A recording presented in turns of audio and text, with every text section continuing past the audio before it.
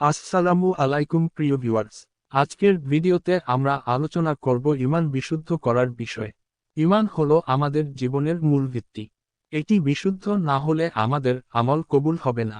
চলুন বিস্তারিত জেনে নিই। ঈমান কি? ঈমান হলো আল্লাহ এবং তার রাসূলের প্রতি অকুণ্ঠ বিশ্বাস। কিন্তু অনেক সময় শিরক, বিদআত এবং ভুল বিশ্বাস আমাদের ঈমানকে দুর্বল করে ফেলে। তাই এটি বিশুদ্ধ করা অত্যন্ত জরুরি। ঈমান বিশুদ্ধ করার 5টি পদ্ধতি। ১. একমাত্র আল্লাহর উপর তাওয়াক্কুল করুন। আমাদের প্রতিটি কাজ আল্লাহর উপর নির্ভর করে করতে হবে। অন্য কারো উপর নির্ভরশীলতা শিরকের দিকে নিয়ে যেতে পারে। ২. তাওহীদের জ্ঞান অর্জন করুন। কুরআন ও হাদিসের আলোকে আল্লাহর একত্ববাদ সম্পর্কে জ্ঞান অর্জন করুন। তাওহীদের জ্ঞানই ঈমানের ভিত্তি। ৩. বিদআত থেকে বাঁচুন। আমাদের জীবন থেকে বিদআত ও কুসংস্কার দূর করতে হবে।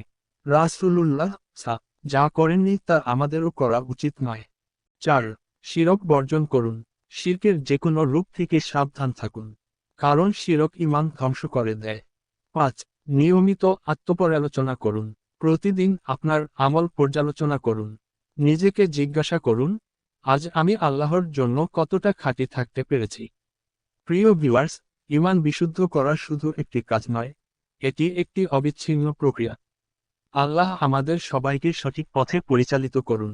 আপনি যদি এই ভিডিওটি উপকারী মনে করেন, তবে লাইক, শেয়ার এবং সাবস্ক্রাইবও করতে ভুলবেন না।